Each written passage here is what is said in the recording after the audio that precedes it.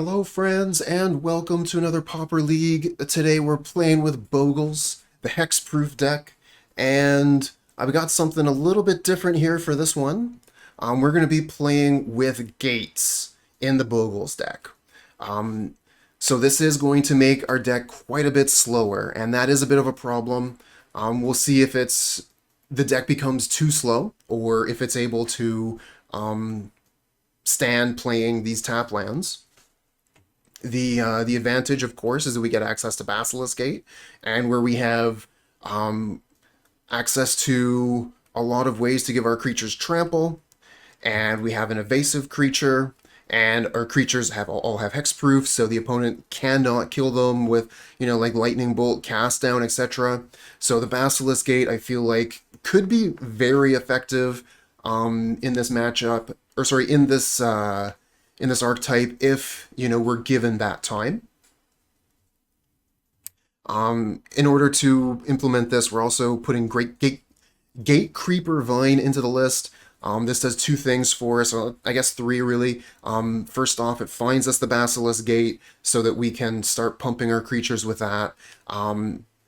It also acts as a sacrifice fodder, so that if the opponent is playing any kind of edict, we can sacrifice the Gatecreeper Vine rather than a hexproof creature. And then finally, I mean, it is an O2 creature. We can use it to block something if the opponent's being aggressive.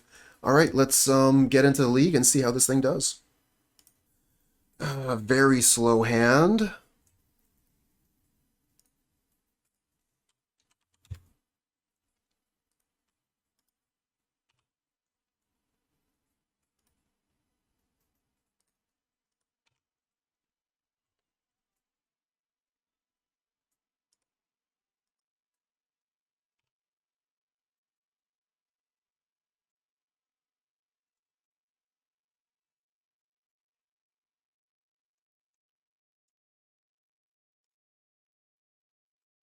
Okay, Forest. I think I like that. We can play Forest, Slippery Bogle, Ethereal Armor.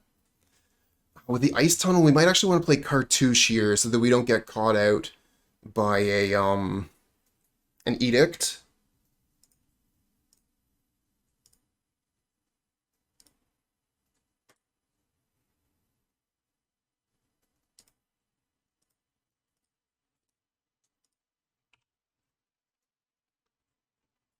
Spell Pierce.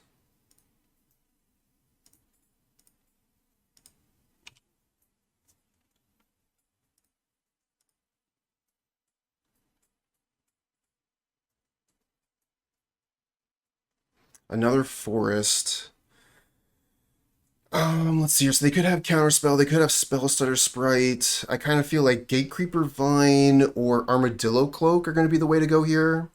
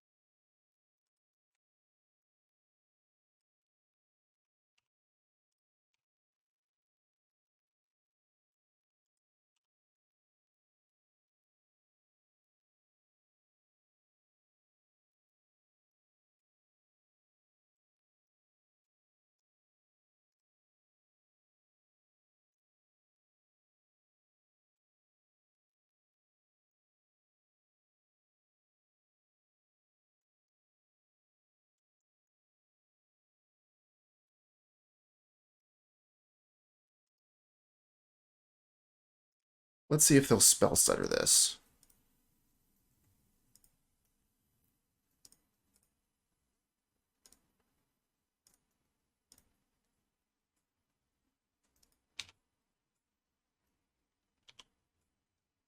We get Basilisk Gate, play Citadel Gate. Attack for one.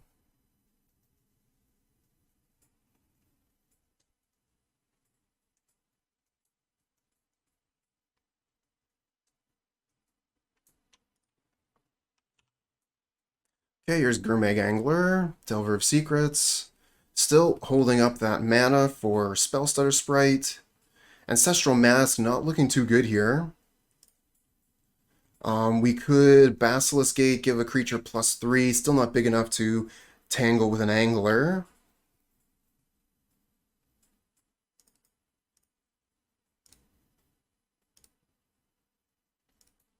Oops. Cancel that. This one.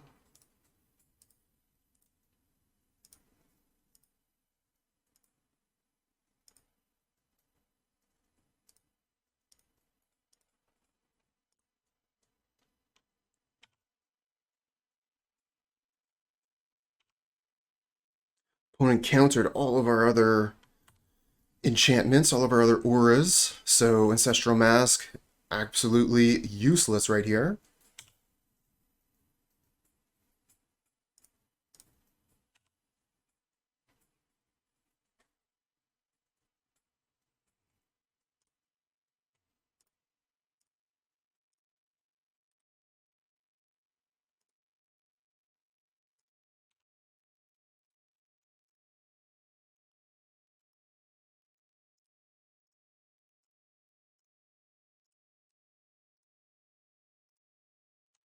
Okay, attack for 9.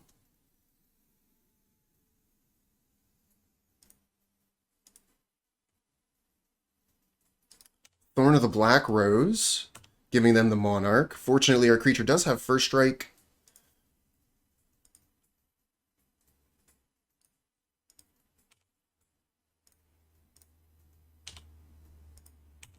So the Death Touch isn't really that big a deal. I think Warlord's Fury is better than Rite of Flame as a cantrip. So you can keep the low land count, draws you into more action. I mean, the Rite of Flame was like the best of the ramp spells that we were playing. Let's check out what this Warlord's Fury is.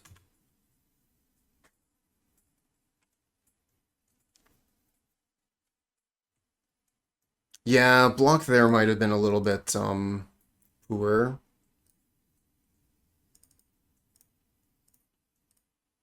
Hate not having trample here.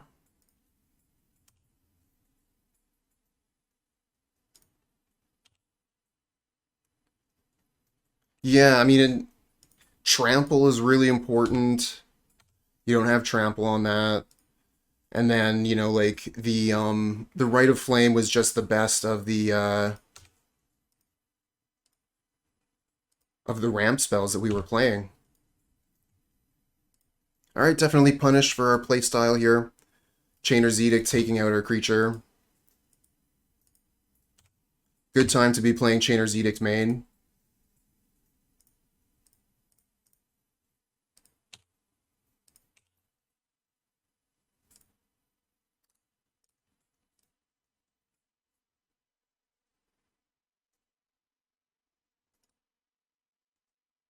Alright, so let's bring in Sacred Cat.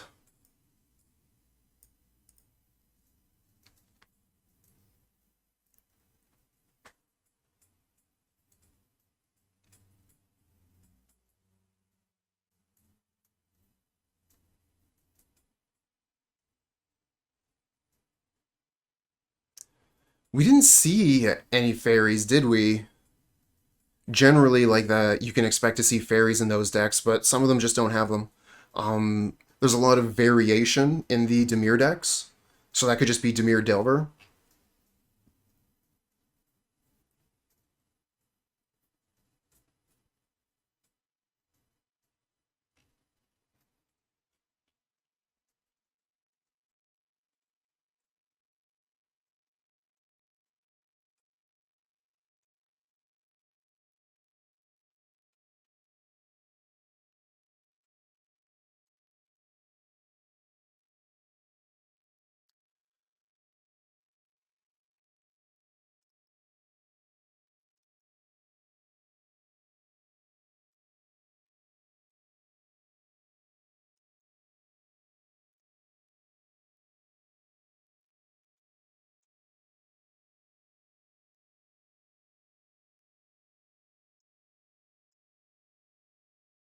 Sure. Got a turn 2 Ledgewalker with a Basilisk Gate. We can put Abundant Growth on the Basilisk Gate if we like.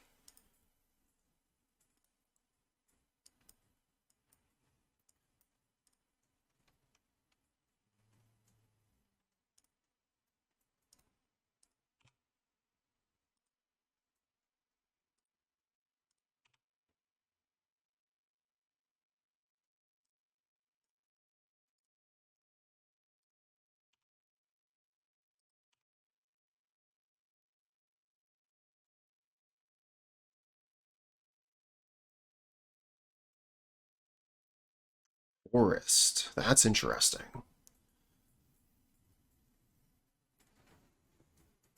So I could play Abundant Growth and Ledgewalker.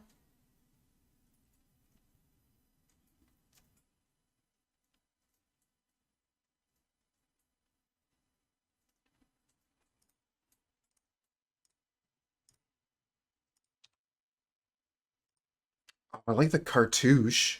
Let's go Cartouche Rancor.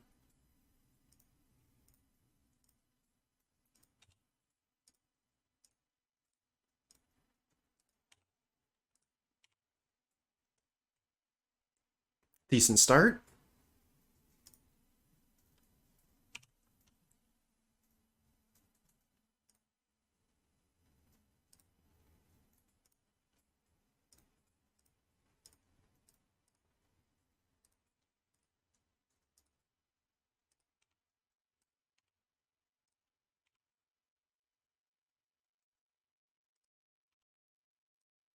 Think they have Curfew in hand, maybe?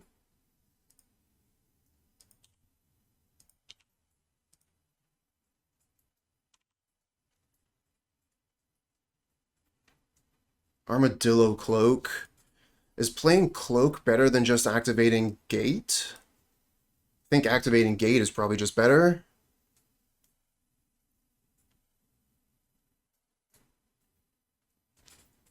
Give it +4 instead of +2. Already has Trample. I guess Armadillo Cloak is better against Arms of Hadar. Let's get the Cloak out while we have the opportunity, I guess.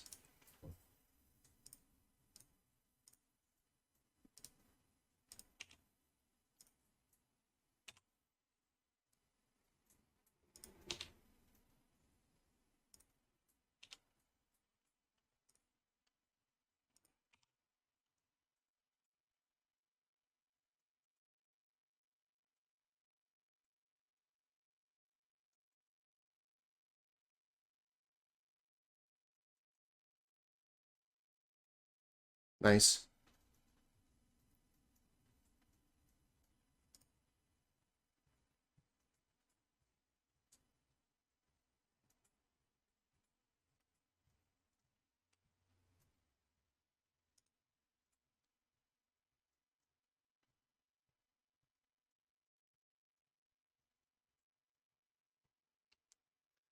No.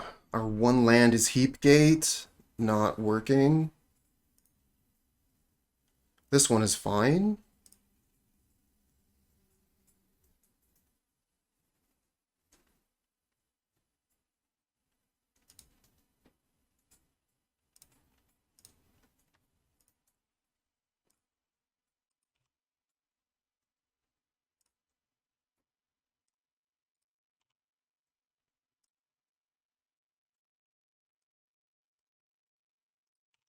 Okay.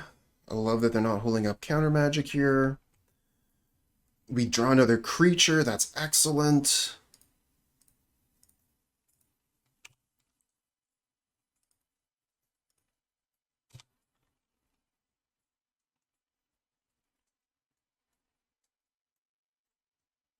Now, the Modern Age is going to be able to block our Ledgewalker, so we'll have to keep that in mind.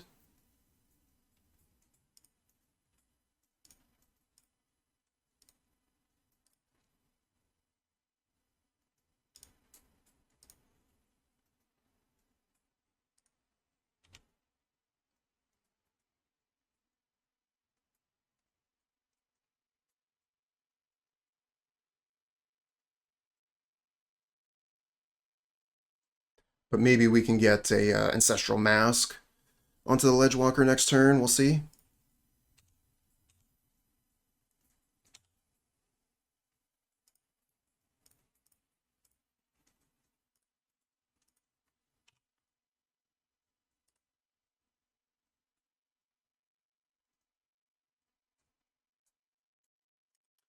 Okay. Edict. In response to the Ledgewalker, so the Rancor falls off. I'll have to recast that. Fortunately, it does come back to our hand. I think low-key Rancor is one of the strongest green cards in Pauper.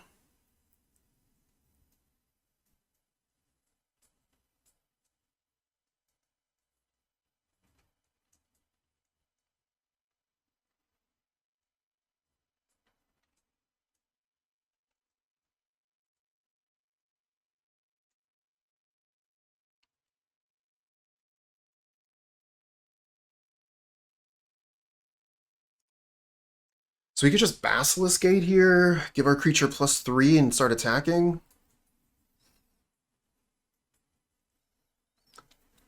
Or we could play Ancestral Mask, which basically does nothing this turn. Could be very good next turn, though, if we manage to resolve a pair of Rancors afterwards.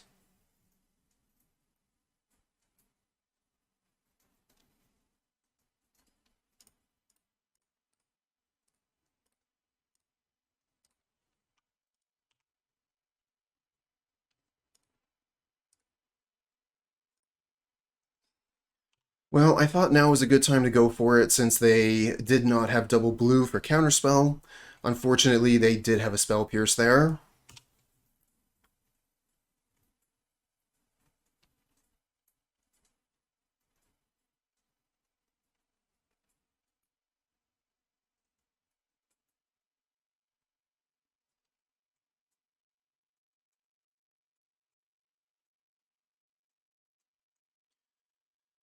We are in a little bit of danger to an Edict.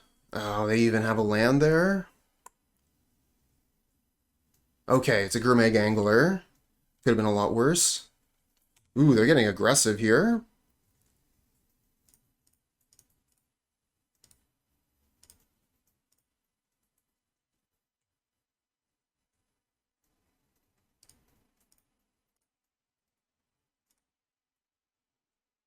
Ooh. Ancestral Mask counts the Vector Glider.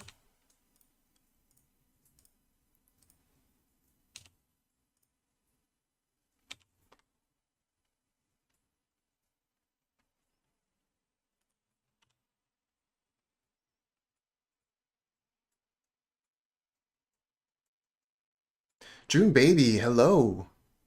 More Rancor. We are furious.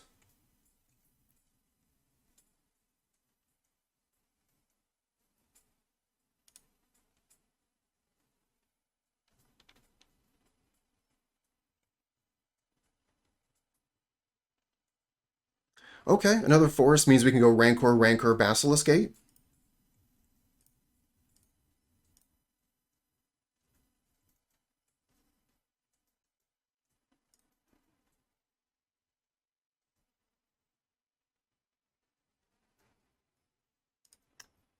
Suffocating fumes in response.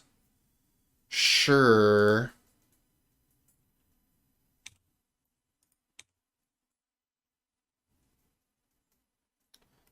Well played.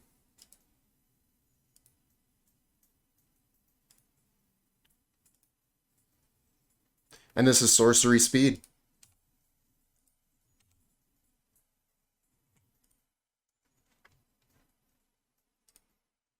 I guess we can play for one more turn. See if we draw a creature.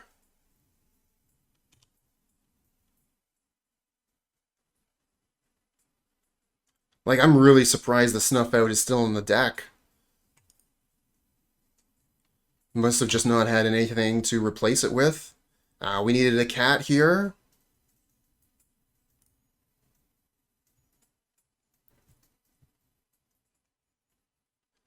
No lands, so obviously we're going to mulligan this.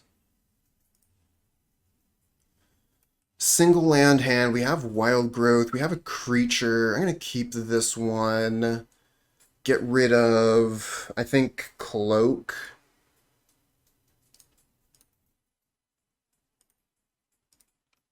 Another island deck. Basilisk Gate. Okay.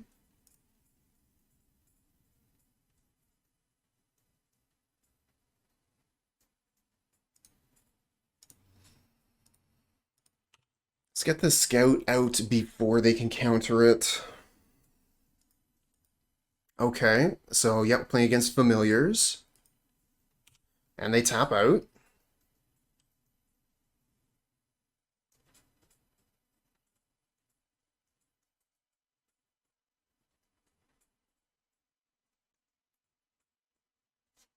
Ooh, Forest. So with Forest here, I could play Wild Growth and Rancor. I like that. Then next turn I can play Mask.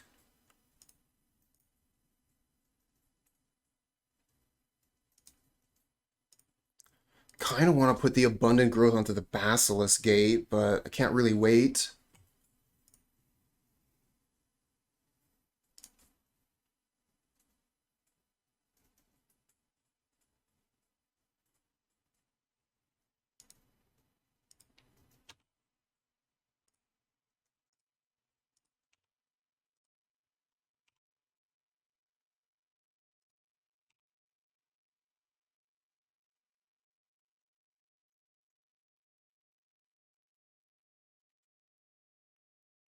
Fancy Preordain.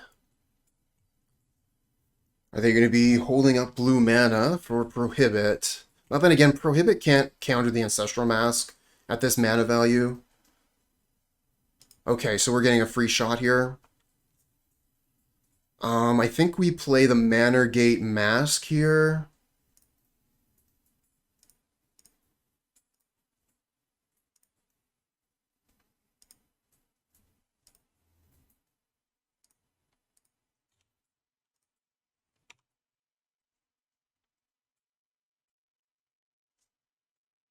Basilisk Gate isn't going to do much, but an extra, 2 power and toughness, nothing to scoff at. Might even be enough to finish the game here, depending on how many points of toughness they have. 6, 7, 8. 8 points of toughness, and this is coming in for 13.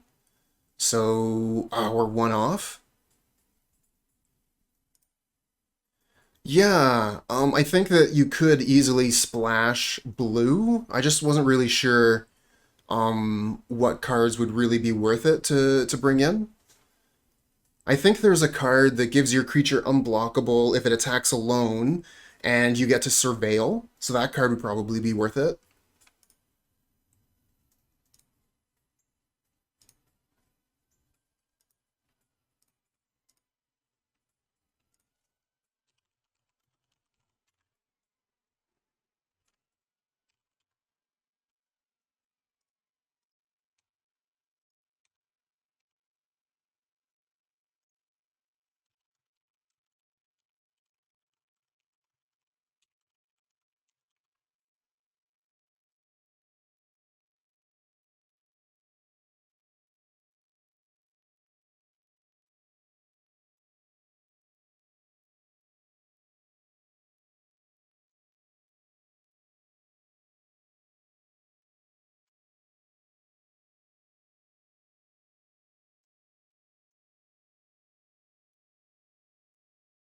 I mean, this is the only choice. You have to throw everything in front of this.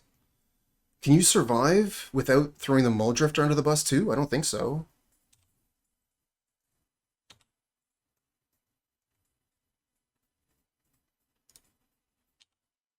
Ooh, TBR. That's cool.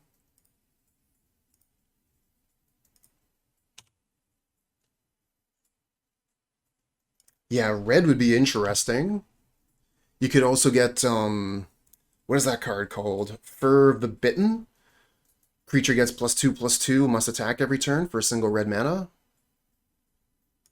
Ooh, Dawnbringer Cleric gets rid of the mask, but I still have the gate. to be able to finish you off. And a second attacker here, so you need another blocker.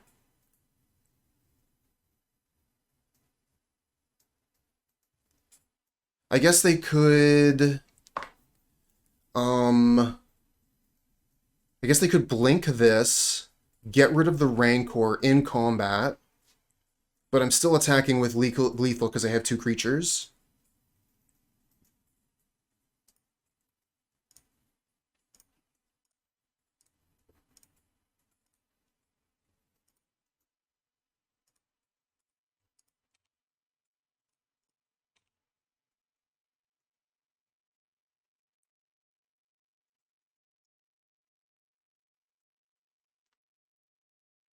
Alright, so...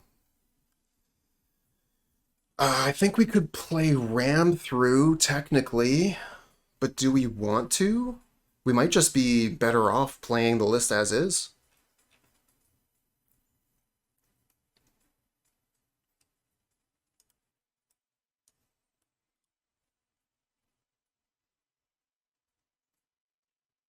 Really, really like Rancor here.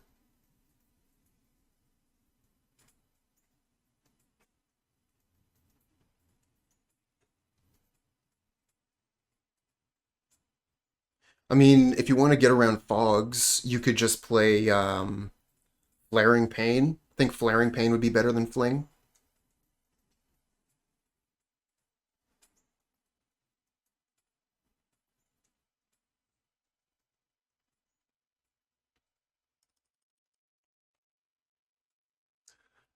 Do I want to bring in Standard Bearer?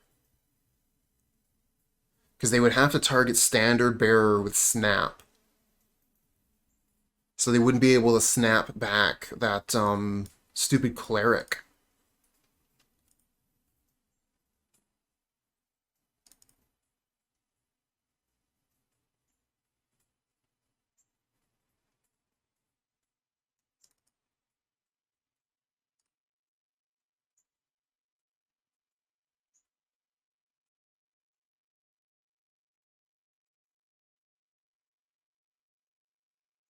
Let's see here. We have creature, we have land. Only 1 land. I think we're going to still keep this, though. Pretty risky.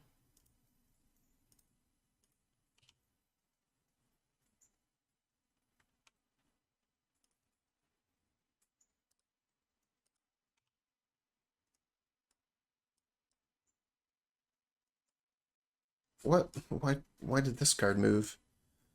This card over here. There we go. Okay, I like that they're tapped out here. Not going to be able to prohibit my scout.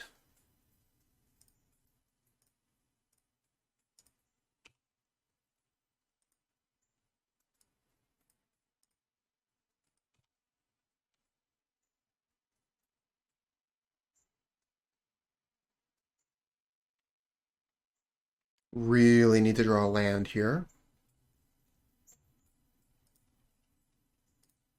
Ooh, we miss.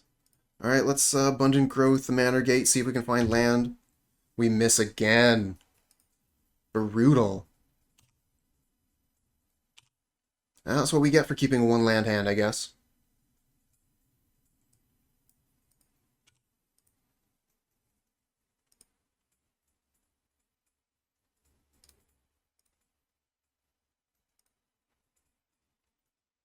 So we're probably going to scoop this one up pretty quickly. Opponent's going to be gaining control of the game here. Oh, we do find the land.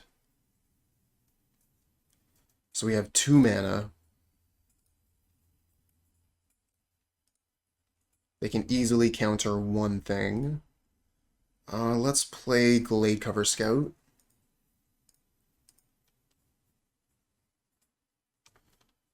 Five mana.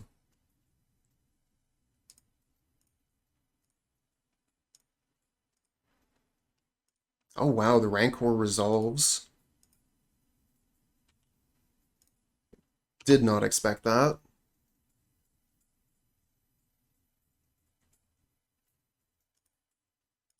Thought for sure they would have Prohibit or Negate or something. Okay, God Pharaoh's Faithful. This is where they start gaining massive amounts of life. The funny thing is, like, we were playing a deck with 14 lands in the league before this one, getting flooded out almost every match.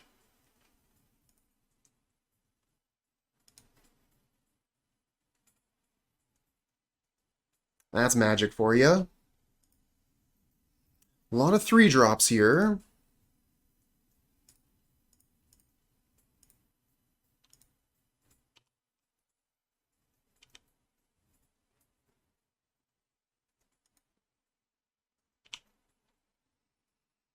Looking for Basilisk Gate so we can start pumping our creatures without exposing ourselves to counter magic.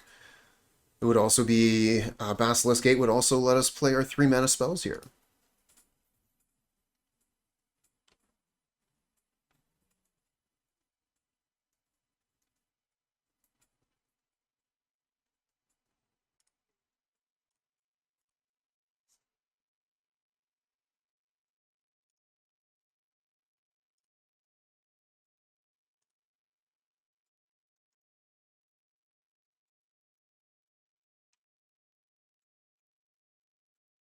Oh, they play Ash Barrens out. Okay, Gatecreeper Vine. Cast that, try and find Basilisk Gate if they let us. It resolves. Okay, let's go get Basilisk Gate, play it.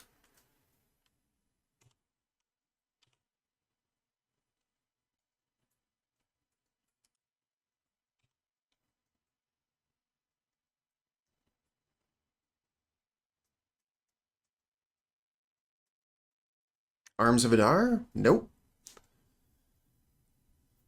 That would have been pretty scary. They played Arms there. I mean, their board is really scary regardless. So they have Counterspell up. If we mask...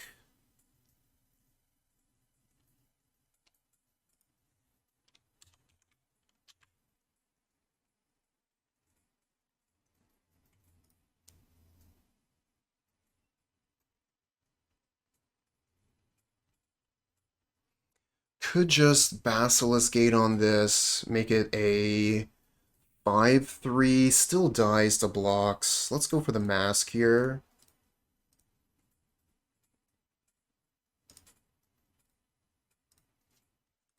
And Counterspell. Cute Counterspell in 3, 2, 1. Lose focus.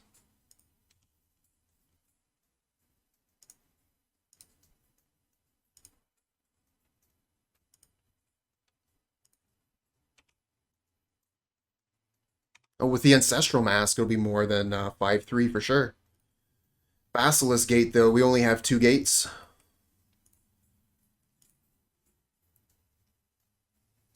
I was thinking about using the Basilisk Gate because it's wouldn't be we wouldn't have to worry about counter magic with that.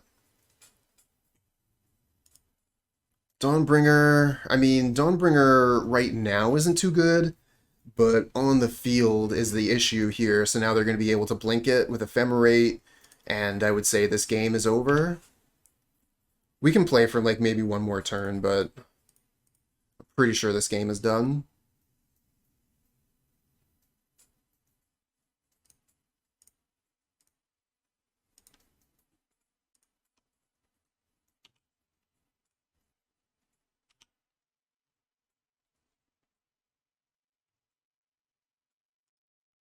Yeah. They have the flicker, so they can just flicker the Dawnbringer Cleric, get rid of the Ancestral Mask, block the Ledgewalker. Let's move on to the next game here.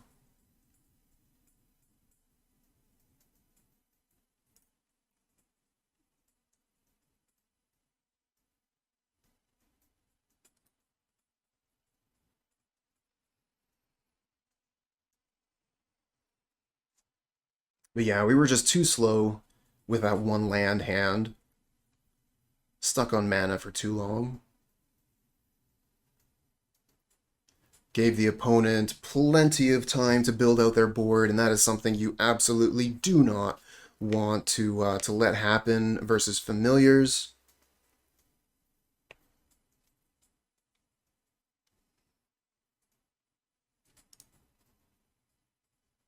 Now we don't have the problem of having too many lands here. Keep this. I think I go Manor Gate turn 1, turn 2, Bogle Cartouche. We could go Bogle Rancor. That might be better.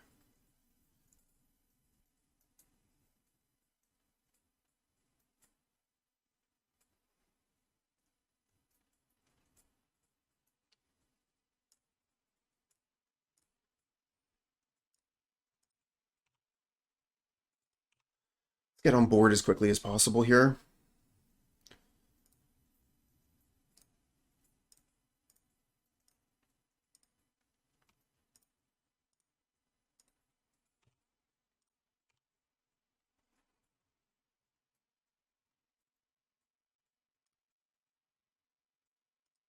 Modern Age, love to see them tapping out here.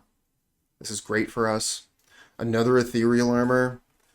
Alright, I'm thinking I might want to go with a Cartouche rather than the Ethereal Armor. Just because Cartouche is better if they have Curfew. Ethereal Armor is so much more damage, though.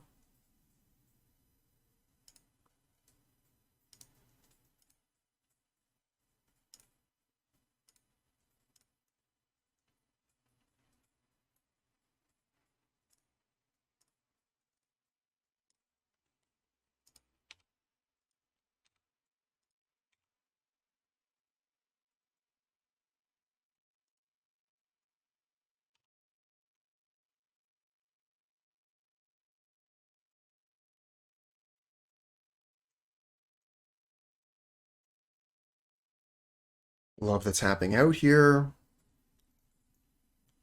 So I think this should be game.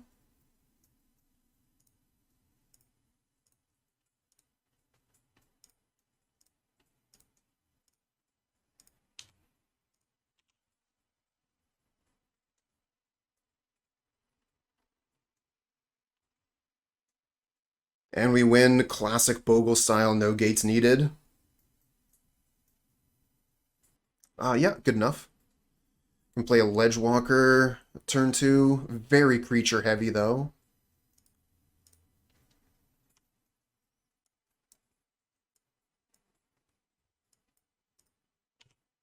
Ooh, looks like we're playing against Affinity. Been a long time since I've played Affinity, or played against it.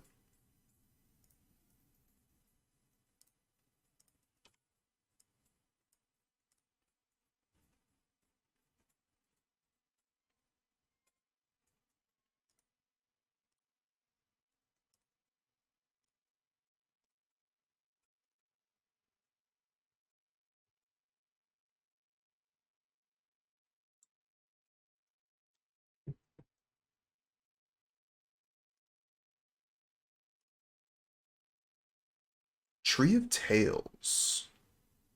Into a Carapace Forger. Okay. Well, that's a quick clock.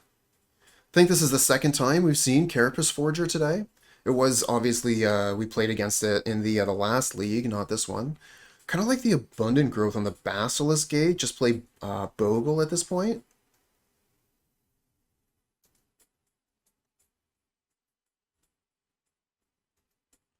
Or we could just play the Ledgewalker. Ledgewalker is going to be better in combat. We can play that Abundant Growth on another turn.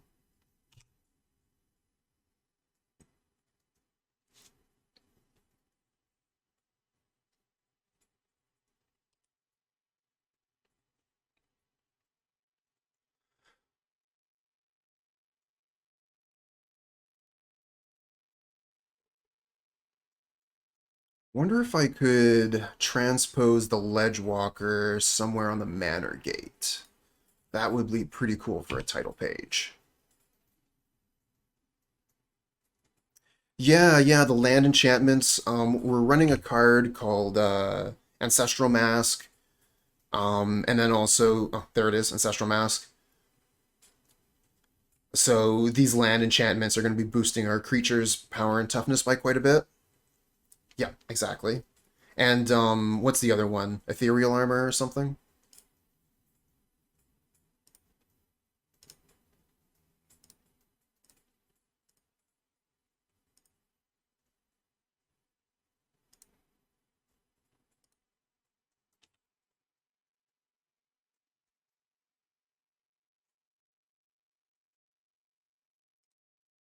Another Basilisk Gate. All right, let's put out a chump blocker.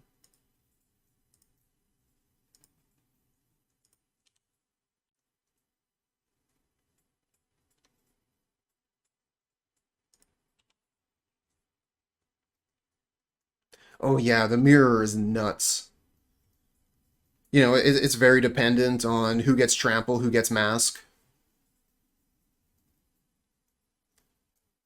But it's very swingy.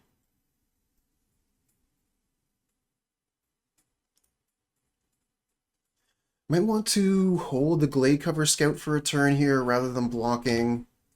I don't think the opponent's going to have sacrifice effects, but I think we can take one more hit.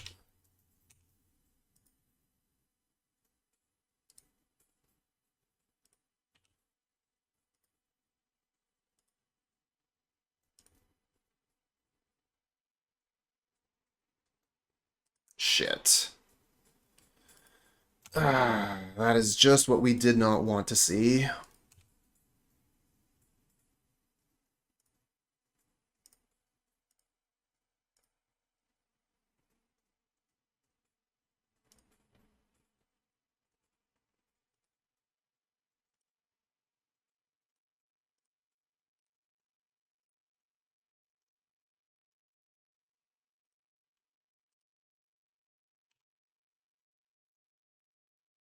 Alright, so we have to hope their hand is not Galv Blast, Galv Blast. Because we're going to be taking 4 here from the Forger. If they have double Galv Blast, we are dead. I am not blocking.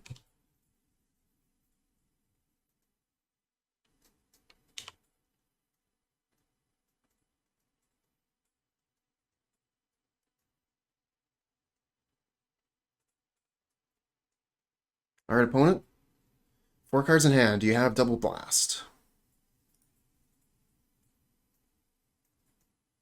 Okay, going for the Chromatic Star here. Draw a card. And Thoughtcast. So they have 6 cards in hand now. And still have the double red. I think if they had it, though, I think they would have just played it immediately. So I think we might be untapping, friends. Yeah, looks like we're untapping.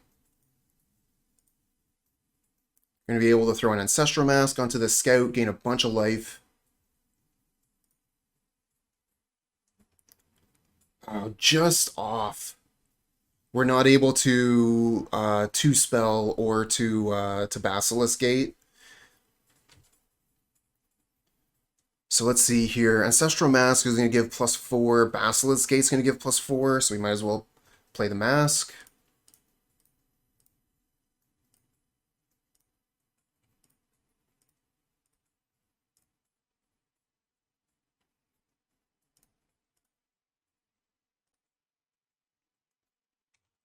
So we'll attack in for 7, gain some life, and then we'll play Bogle as a blocker.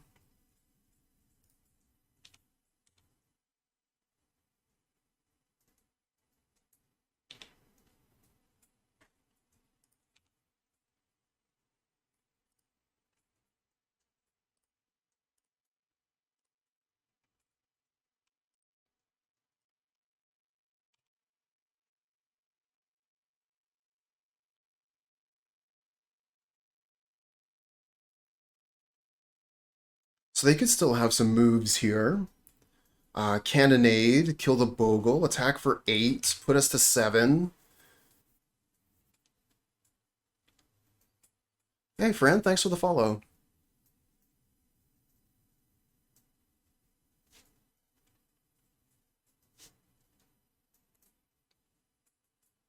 If we can get untapped land here, we can go Mask and Basilisk Gate.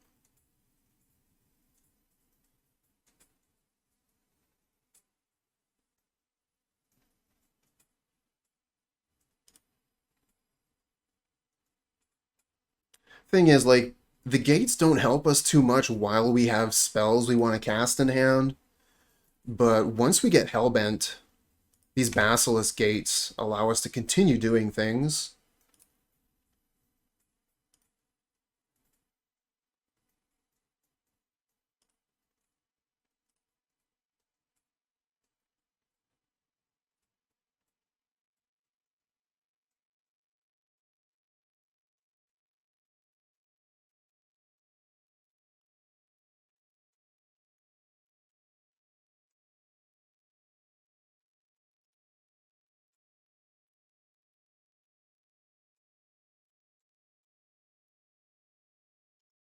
Ooh, Rancor.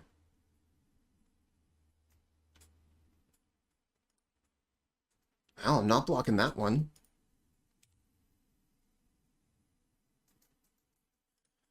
I am going to block the other one, though.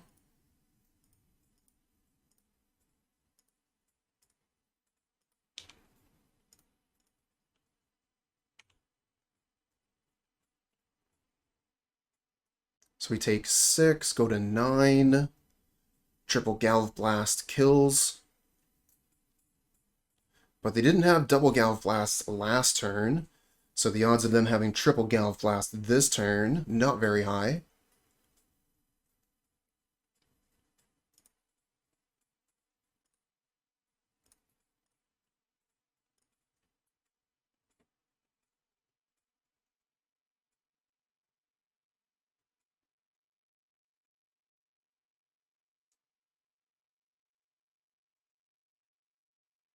Alright, opponent, what's it going to be? I mean, I have lethal on board. Basilisk Gate is going to kill you here. The mask is obviously just better, but, like, just saying. Lethal on board.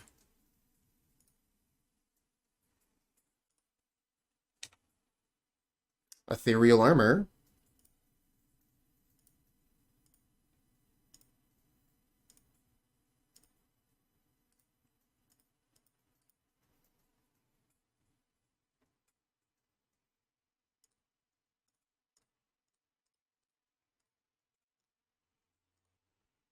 And this is where they, like, Deflecting Palm!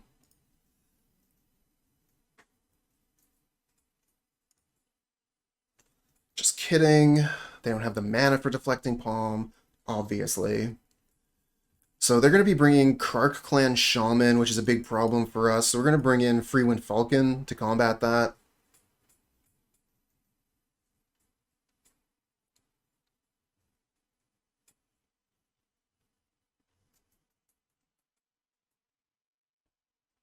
Metamorphose into Deflecting Palm, exactly.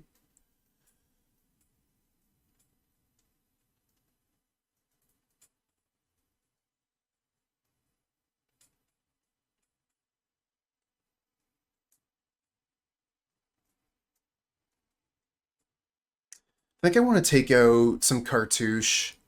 I think that they are not playing Edicts, so Cartouche becomes one of the worst auras if they are not playing Edicts.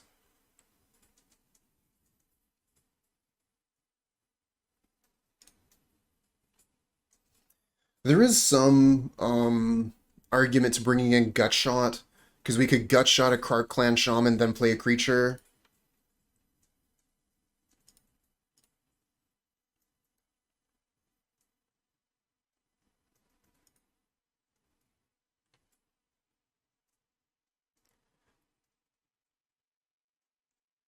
I mean, Heroic is a deck that exists. Still have to work on the Boros Heroic, which I think could be very strong. You get some really good cards in Boros Heroic. Seeker of the Way, Swift Spear, the new card that was dropped. You can play Kiln Fiend in the list.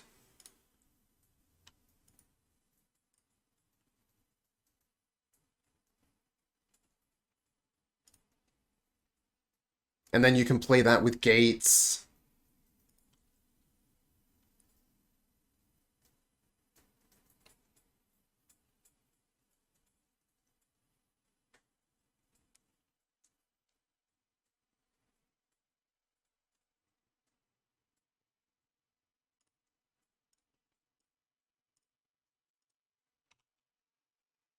make lots of mana.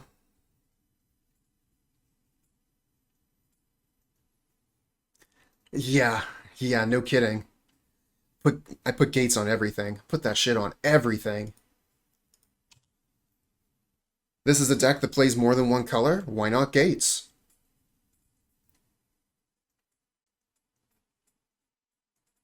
I mean, there has been some exceptions. Obviously, any deck that plays Wildfire is not playing gates.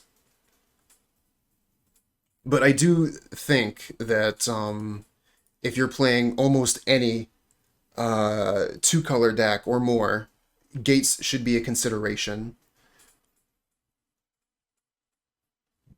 Alright, so we could play Heap Gate, put Wild Growth on Heap Gate, then we have 3 mana, play Gladecover Scout and Gatecreeper Vine.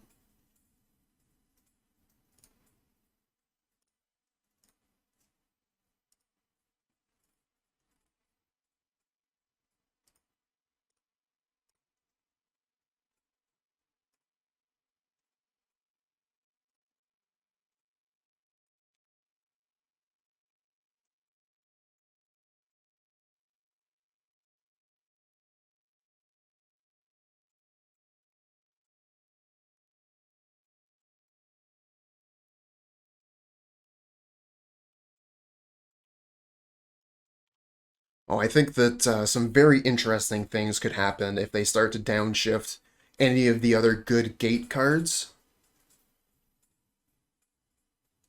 Like, all of a sudden, Gatecreeper Vine became a good card out of nowhere. So they could have Counterspell up right now. Kind of what I'm thinking that they have. Just gonna Basilisk Gate attack.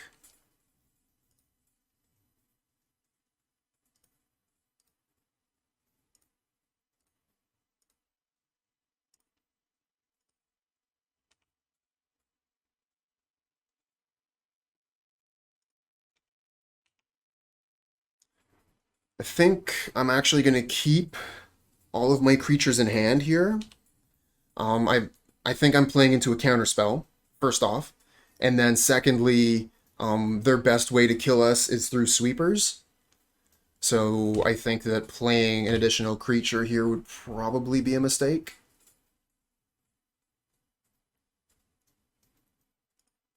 Galv Blast me, yep.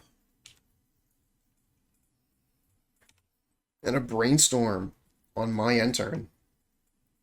That is a risky maneuver, opponent. It is using all of your mana, but you've become Brainstorm locked.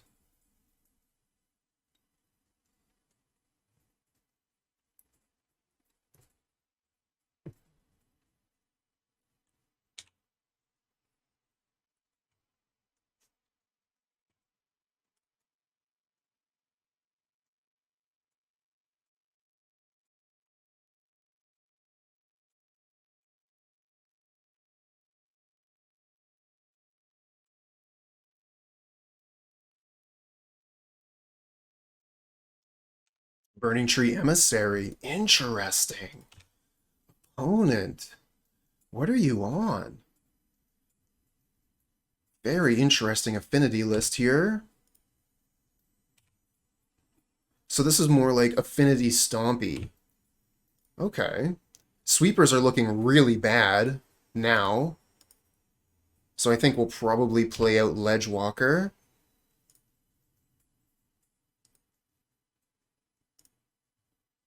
Good morning.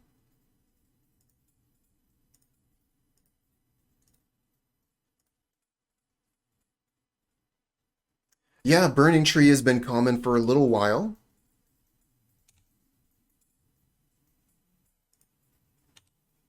Can't remember exactly when this was downgraded. If anyone in chat remembers, feel free to put it up.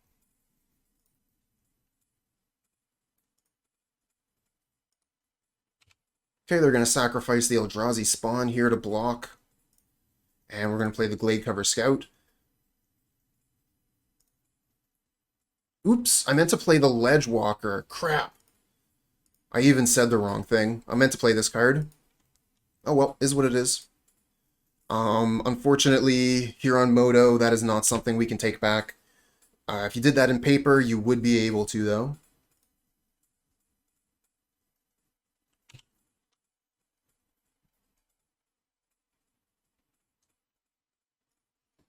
Um, I think I take this damage.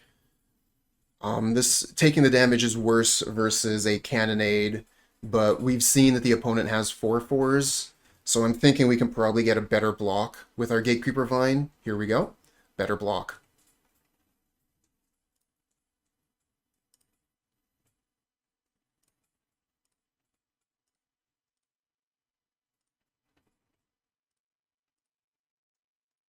Keep playing gates. Our creatures keep getting bigger. Keep swinging in.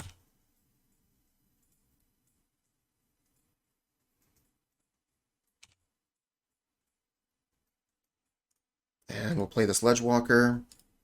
So yeah, the opponent, it looks like Temur Stompy using the affinity cards to give a lot of card draw through Thoughtcast. Looks like they're also playing a lot of cantrips in the deck to be able to find their lands or whatever. Very interesting list. Alright, let's put this Gatecreeper Vine under the bus.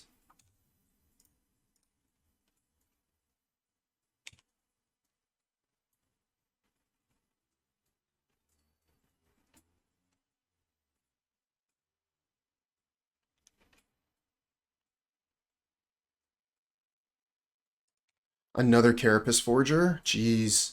So we have 2 blocks for the Forgers. We go to 4. If they have Galv Blast, they win. Cartouche. We get another blocker. Excellent.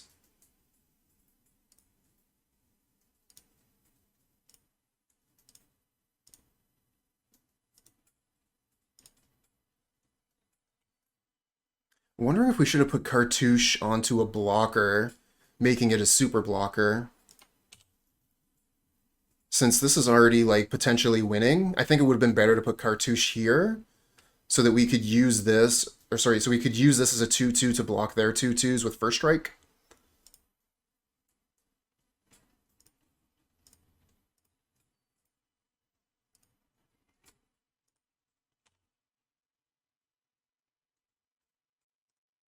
We would have had lethal in 2 swings anyways, since this would have been attacking as a 6.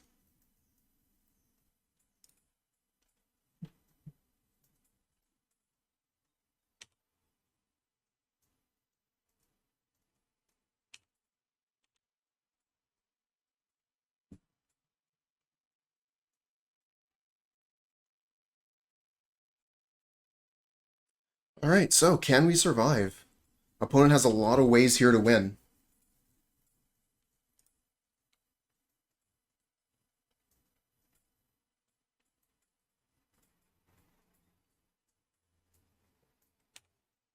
Ooh, going to combat is not one of them, though. Block everything.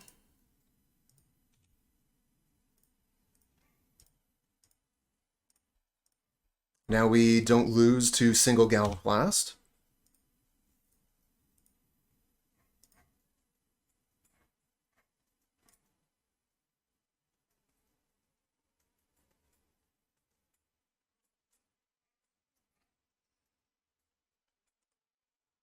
And if they had Cannonade or Breath Weapon, they would have played it, I think, before blocks. Why wouldn't you play this before blocks? You win the game. Whatever. We're still in a terrible position at this point because of that. But, I mean, the timing, that seems like the worst timing for Cannonade. They cast that during their main phase, they win. Because the Carapace Forgers get through for 8 damage. Still lose. But, yeah. A little bit suspect play from the opponent there. And that's why we wanted a Freewind Falcon, so that we could keep a creature through that kind of answer.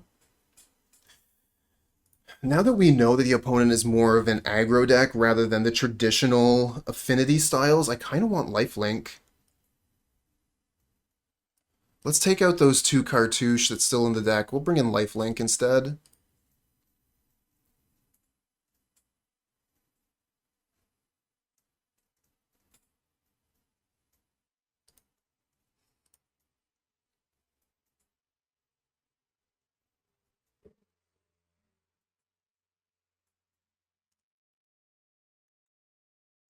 Yeah, keep this.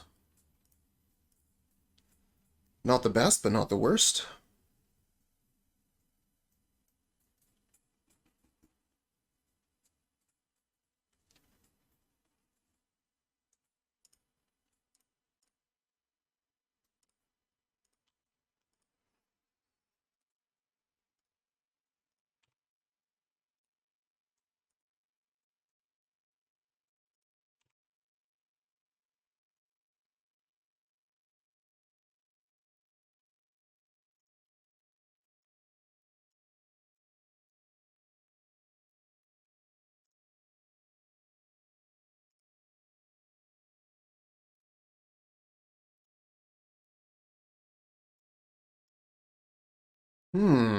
Just past the turn, huh?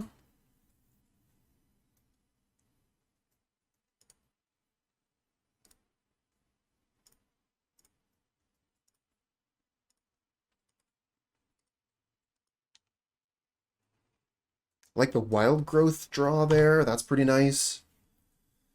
When we put Ancestral Mask onto the Freewind Falcon, that's going to be sweet.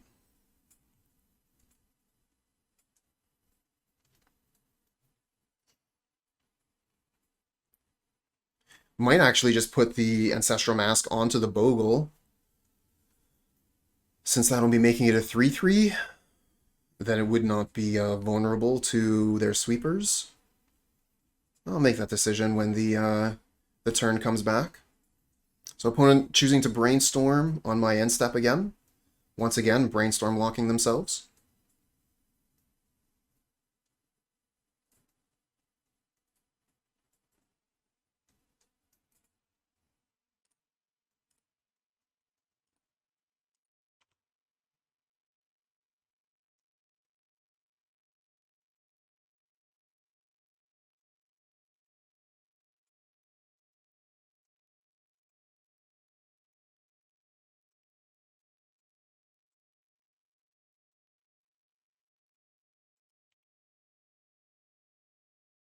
Another Ancestral Mask. Kind of a tricky choice here. I really like putting the masks onto the Falcon since it's going to have some form of evasion. If we start putting the mask onto the Bogle, they can just block it over and over again. I think we still win that game, though. And if we put the mask onto the Bogle now, they're not going to be able to cannonade.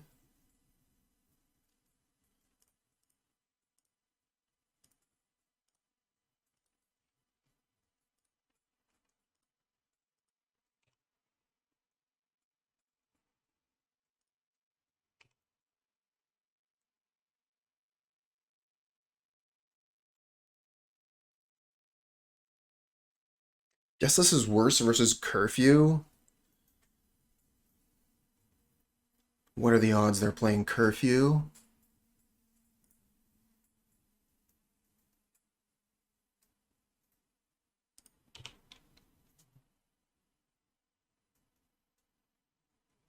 I'd say pretty low. Lifelink, nice.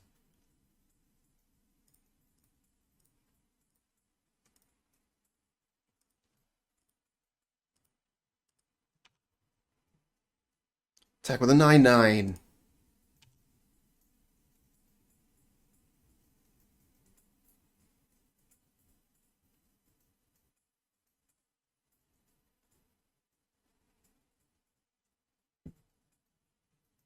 Hey, thanks for the follow, friend.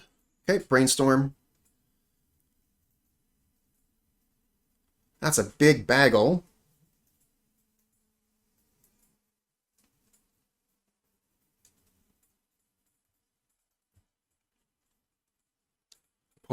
once again, Brainstorm locked.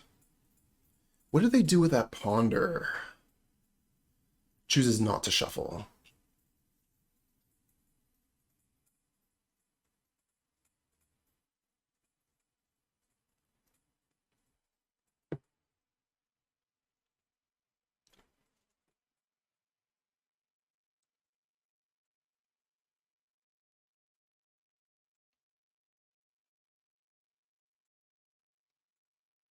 Okay, well, they're tapped out. So, okay, no, that was all in the end of my turn. I got a little bit ahead of myself here. I thought we were about to win.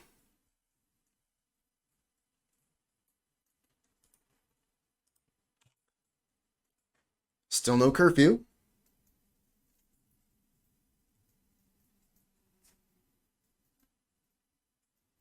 Kind of want double white mana here for Falcon and Lifelink. It's not in the cards currently.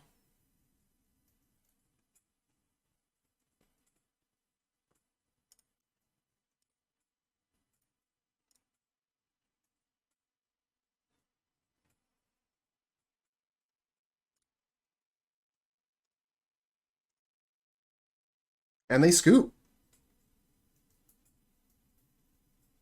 Wow. Their hand was all burn. And yeah, so the lifelink just absolutely ended the game. Cool, cool. Yeah, keep this.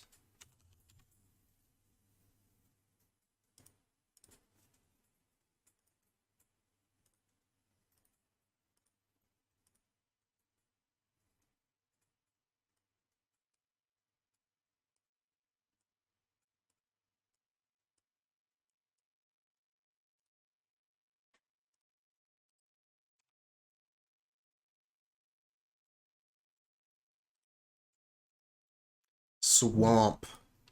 Basic Swamp Blood Fountain. That's interesting.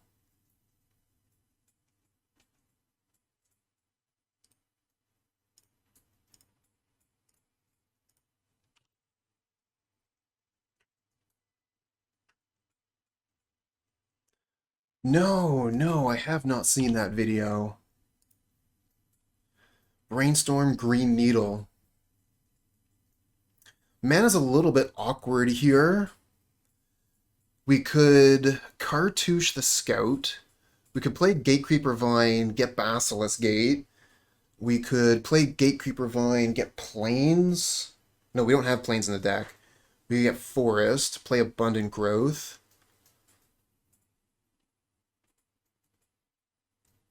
We could play Abundant Growth, try and go for the land drop. Kind of like Gatecreeper Vine. Gets us the land drop for turn. Gives us something to sacrifice. And we can put Abundant Growth on this Basilisk Gate on another turn.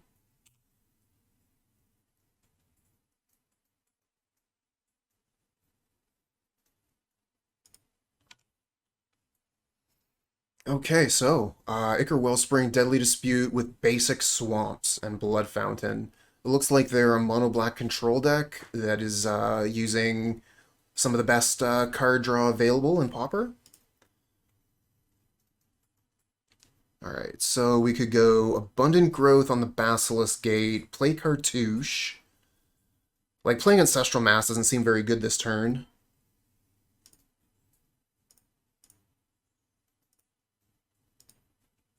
Let's see what we draw here. Maybe we get lucky, find an Ethereal Armor. Wild Growth. Not the worst. So we could put Wild Growth onto this land, then play Cartouche Scout.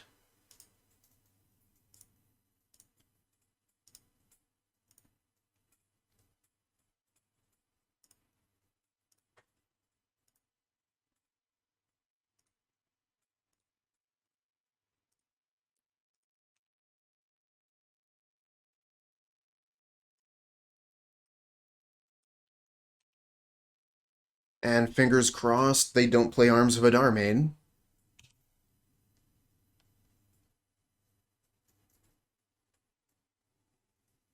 Like, going wide like this is good versus, oh no. Okay, Crypt Rats? Oh no! They have the 2 mana because of the treasure! We lose our board!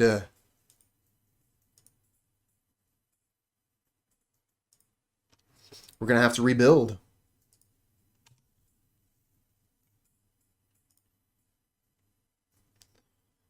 So much mana do we have? 1, 2, 3, 4 mana?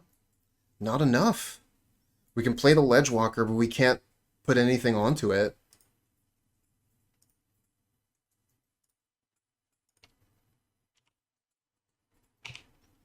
This is our last creature, and it's just sitting there super vulnerable.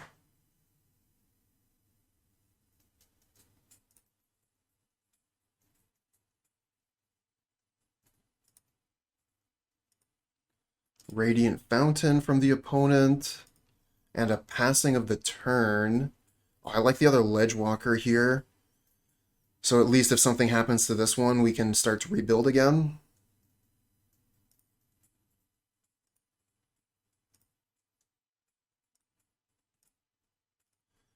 Alright. Cross your fingers. Does Ancestral Mask resolve? It does! We get a 5/5. Okay.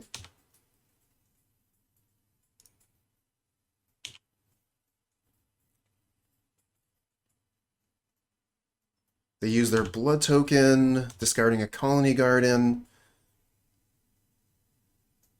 Deadly Dispute the Blood Fountain. Trying to find a sacrifice effect. We get our damage in. If we had one more mana, I would slam that Ledgewalker, but we gotta wait. Blood Fountain, that gets them a blood token, so they can use the blood token to dig a little bit deeper for some kind of a sacrifice effect.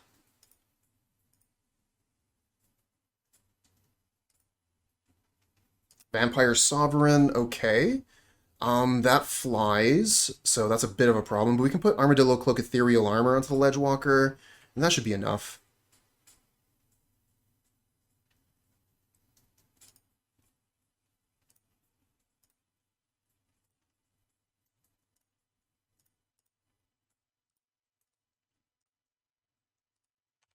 Ooh, not enough.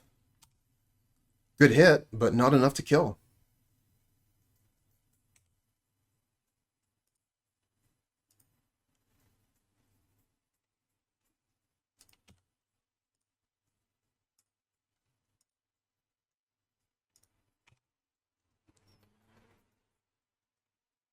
And they have enough mana to flashback the Edict.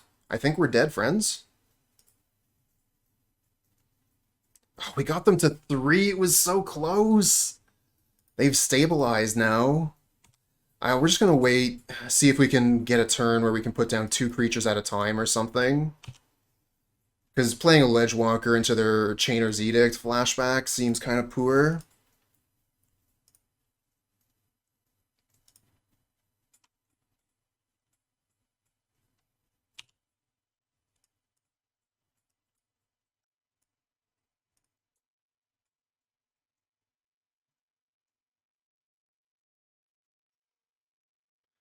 Guess I could have just played Ledgewalker and attacked with my 5/5.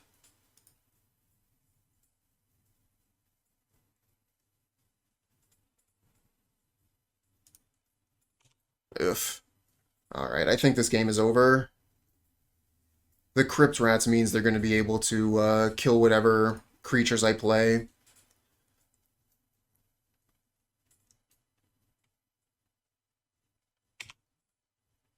And this is going to get a lot harder in games 2 or 3. Yeah, let's just move on to the next one. We're not drawing any other creatures here. So we don't actually have any protection from black creatures. This is going to be tough. Guess we could bring in Sacred Cat.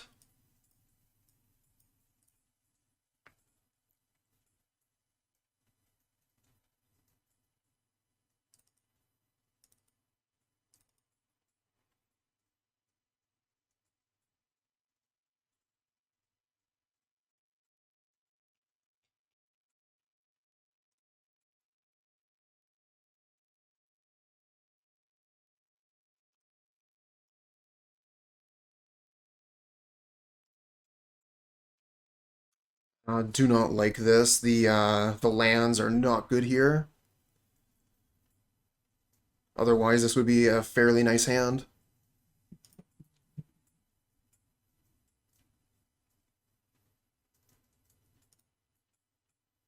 Keep this, get rid of the Ledgewalker.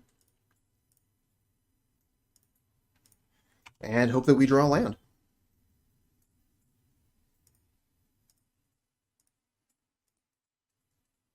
Duress.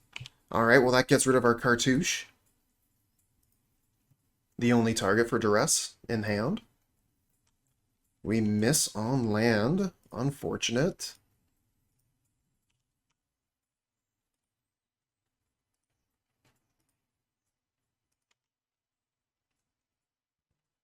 How about this time? Land on top.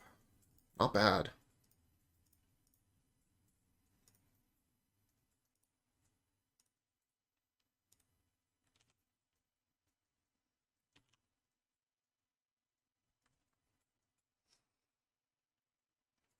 I don't really want to get a second Basilisk Gate. Maybe we'll get another Manor Gate instead. Could get a Heap Gate.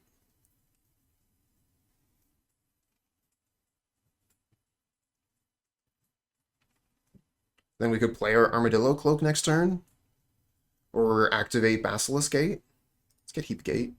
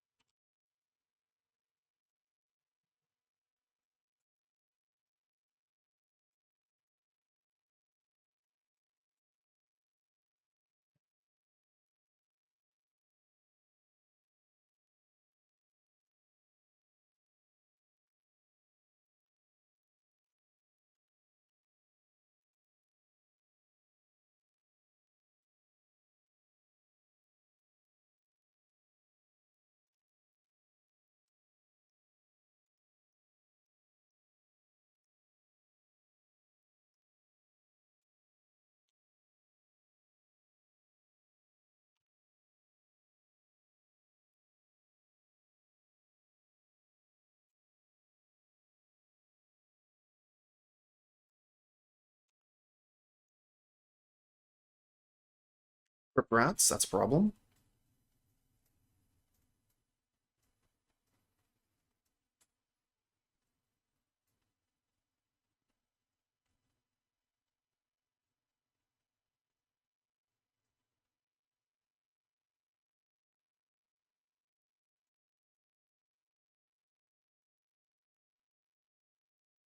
Sacred Cat.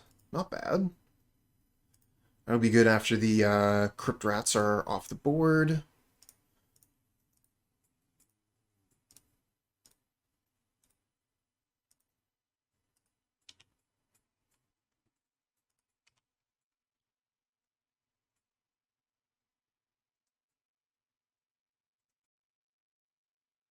Opponent definitely buying a lot of time with the Colony Garden tokens here.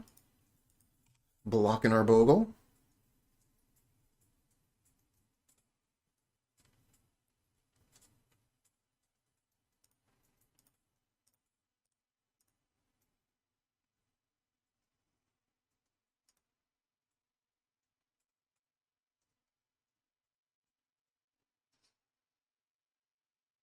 Hmm.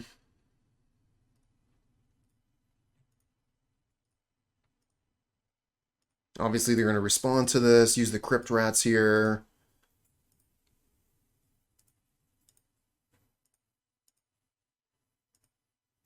Ooh, and Deadly Dispute the Crypt Rats for value.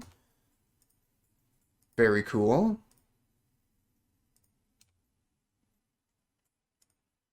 Alright, Sacred Cat, go.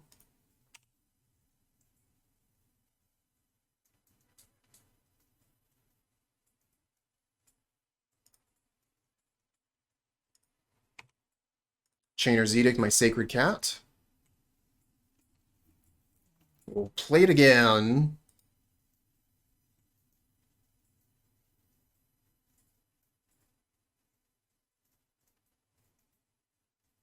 Another plant token. And we find a Rancor.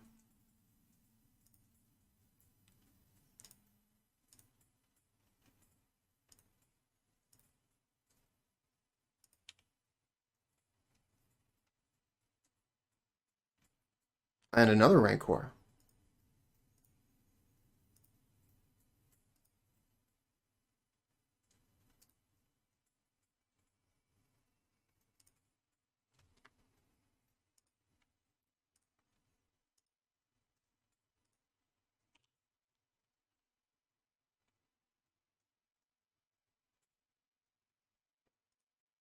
Okay, they deadly dispute their plant, drawing many, many cards. Really, really like this style of deck. I've been seeing it quite a bit more recently. It seems like a good version of mono black control. And all it took was a light splash of green.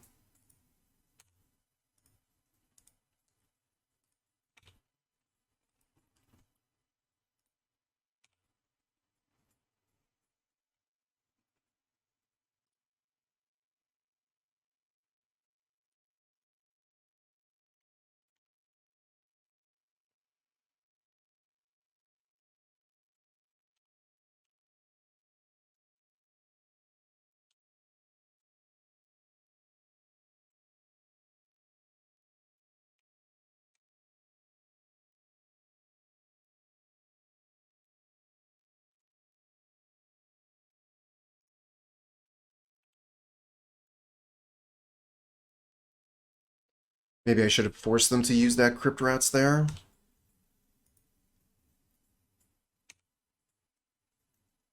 Things are going to get a lot more difficult from here. But we knew this was going to be a nearly unwinnable matchup. It's just really bad luck that we go up against a deck like this, where they've got Crypt Rats and Edicts.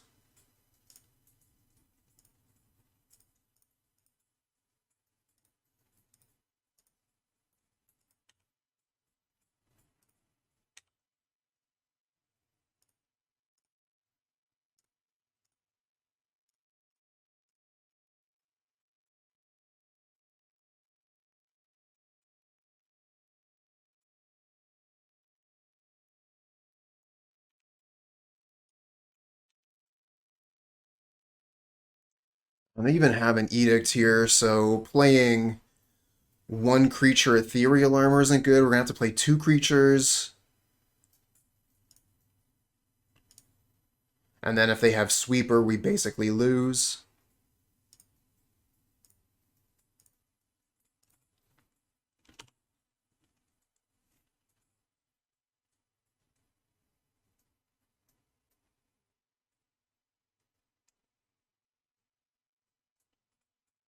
No shortage of things for them to deadly dispute. They just tear through that deck list. So cool. I wonder if they play, what's the name? Weather the Storm in the sideboard. Wow. They have two Edicts in the graveyard now.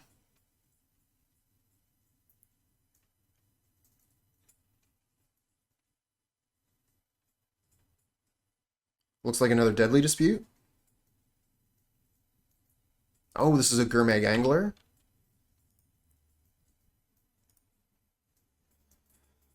So we can make our creature scary, but I don't think it's scary enough to really do much. Oh, we get another creature though. Okay.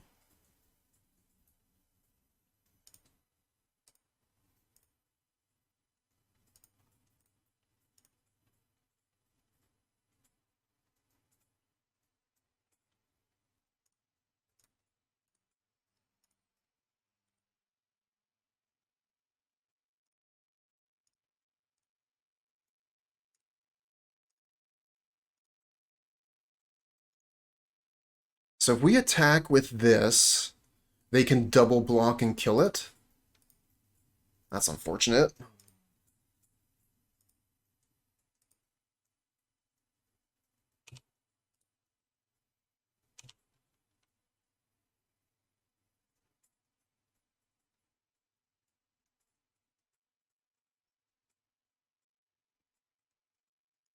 Ah.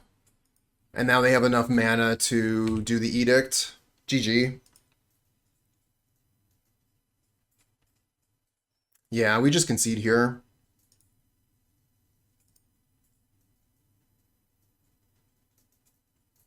And that puts us to 2 and 2.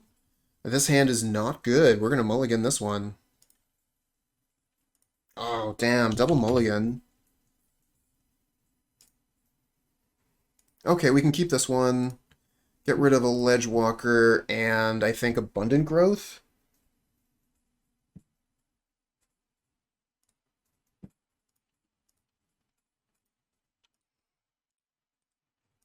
Oh no, are we fighting against the same deck again? That was a nightmare matchup. I don't want to fight against the same deck twice in a row when the chances of winning are so low. Oh no. Big trouble, friends. Big, big trouble.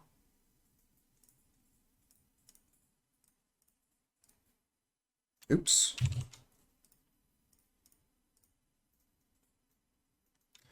Hold on, we could put wild growth on the Basilisk Gate.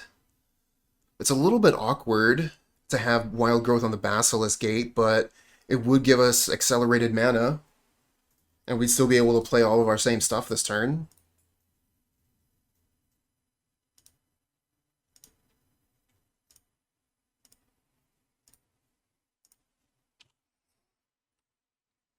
Better for Ancestral Mask, better for Ethereal Armor. Oh no, don't have a sweeper here. Do not have a sweeper here.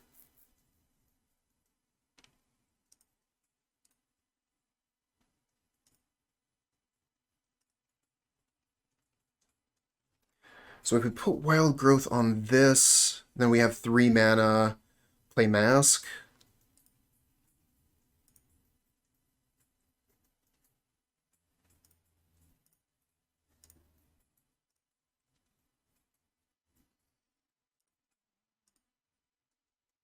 Damn.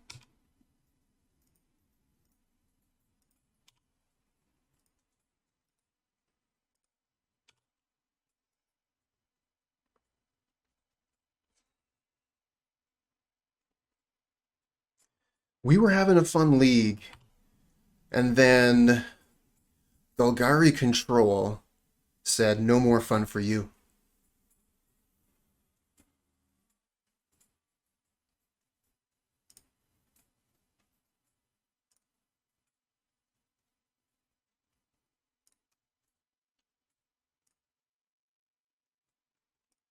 Play the Cartouche.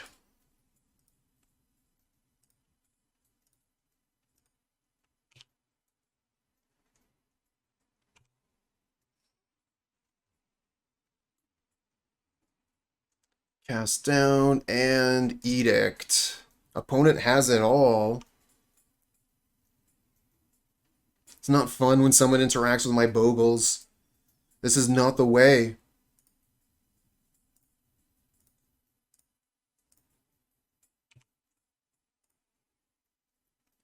Now this is it, opponent. This is it. Everything I have. Do you also have an answer to this bogle? Not yet. Yeah, it plays no green spells, but it's so much better than classic mono black. So we could Basilisk Gate, give this +2. I think Cartouche is just way better. Get that creature to sacrifice.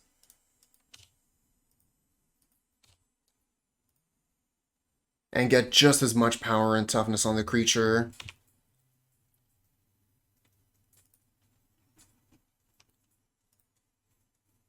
Another cast down.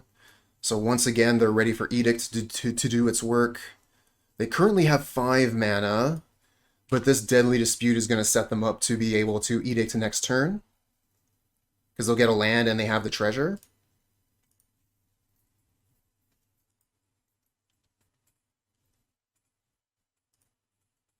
Rancor. Rancor is still better than activating Basilisk Gate. Gate is for 2, Rancor is for 3.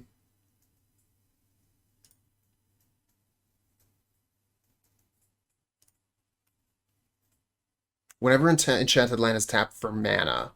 So I wouldn't be able to tap this for 2 to give my creature +2, and then, like, Wild Growth isn't going to give me the mana for that. That would have been kind of fun if that's the way that worked.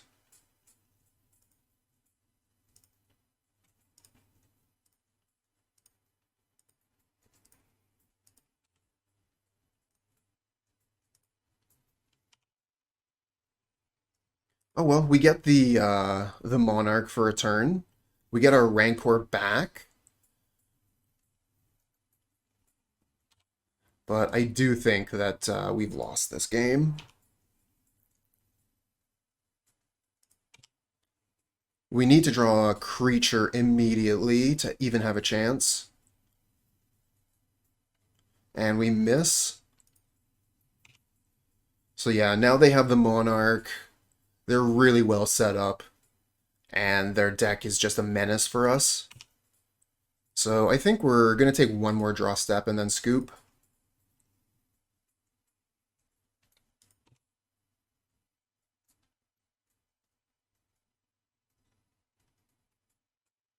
What did they return with the Rot Farm there? Another Rot Farm?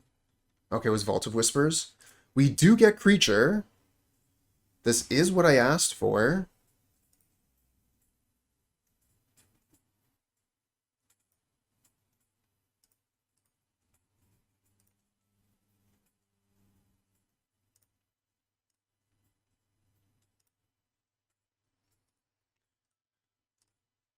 Common creature lands? Ooh, that's asking a lot.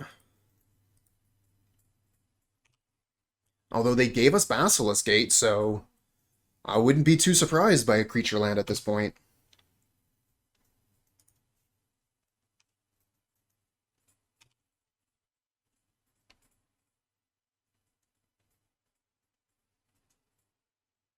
Crypt Rats, yep. That kills our Bogle. And they get to keep their Sovereign.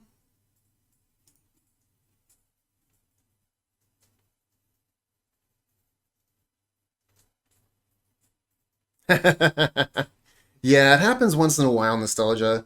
PT Bench gave us a massive raid right at the start of the league today. So yeah, we've been streaming with triple digits pretty much the whole time.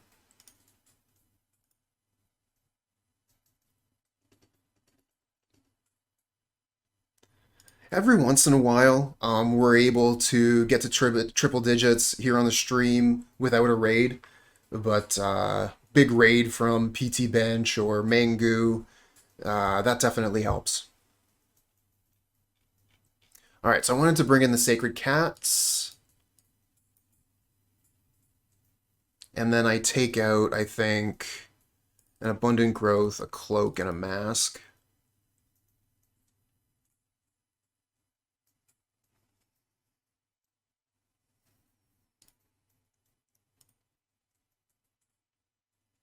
Thanks for the follow, friend.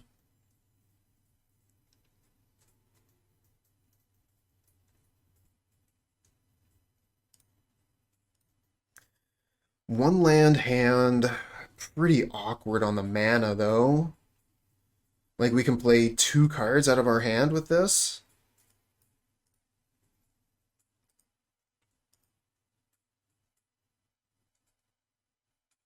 The hand is good if we find white mana. Whatever, I'm going to gamble. This is a terrible matchup anyways, so let's see if we can make it worse by never drawing another land.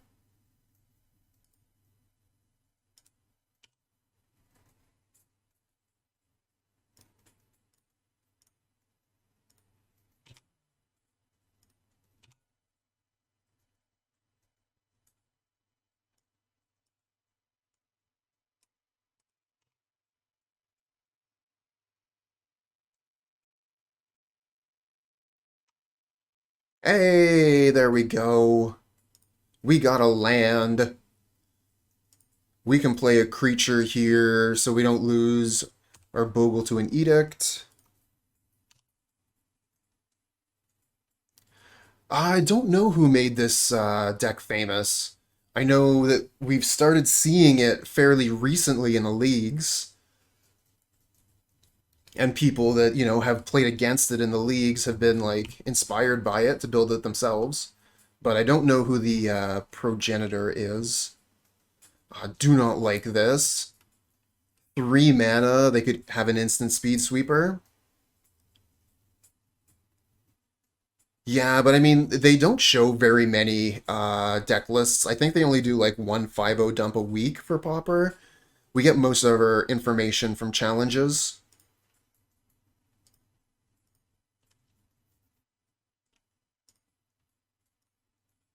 All right, well, fingers crossed. Cartouche. Nice. Resolves. Let's go.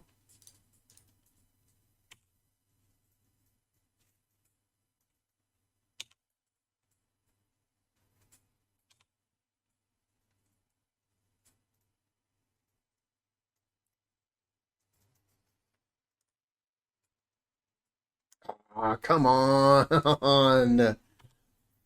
Encrypt rats.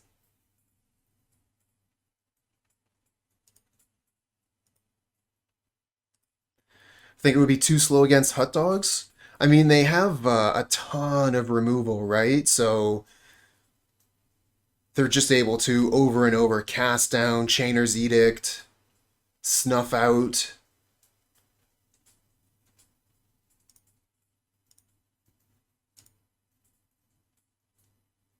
Hello, hello.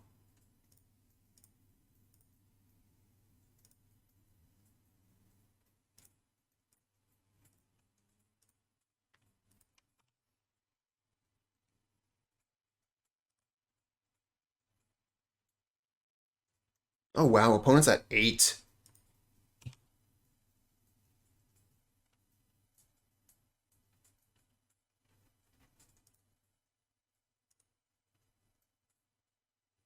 Stop. How is cast down still in your list? And the Bajuka Bog to take away my cat? Opponent, you absolute monster.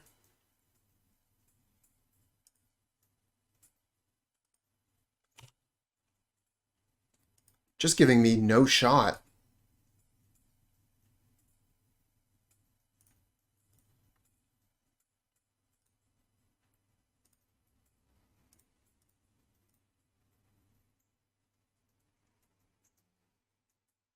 Oh, that's kind of what we're finding out today.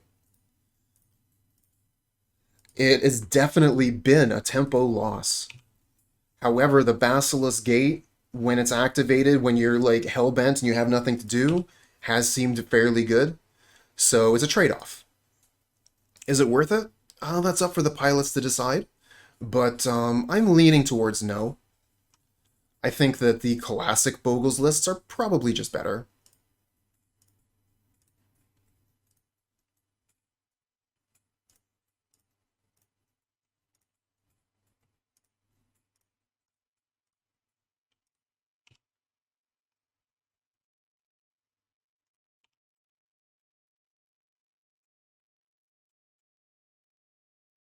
I don't think they're running Grim Harvest. I think they're running what's the name of that card? Blood Fountain. Another Rancor.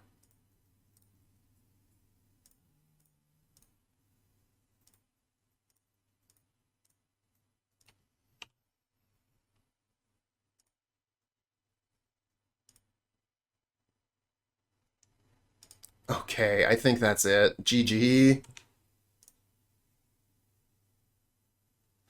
Did you know that in Canada, Rancor is spelled with a U?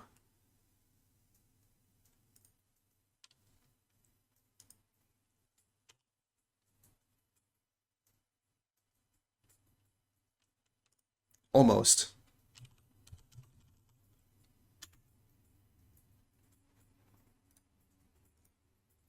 GG's opponent.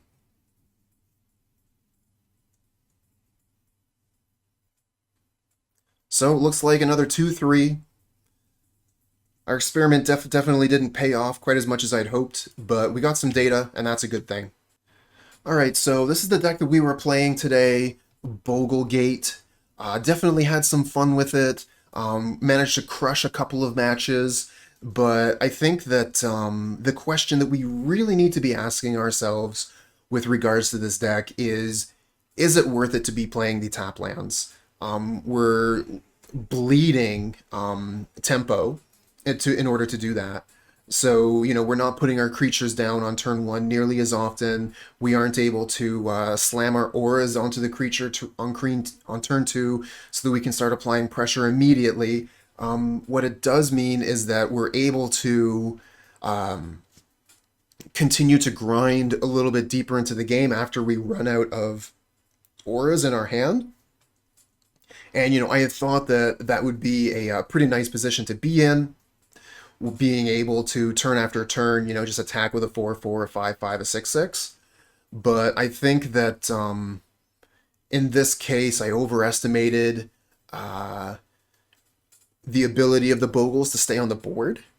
I found that, by the time that, we would be looking at activating gates, we were having a really hard time keeping our creatures healthy, whether it's an instant speed edict or a Crypt Rats effect from the opponent or a sweeper effect like Cannonade.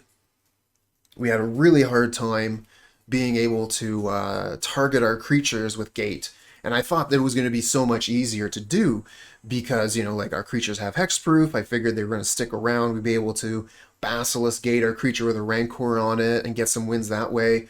But I think that probably better just to stick with the original lists.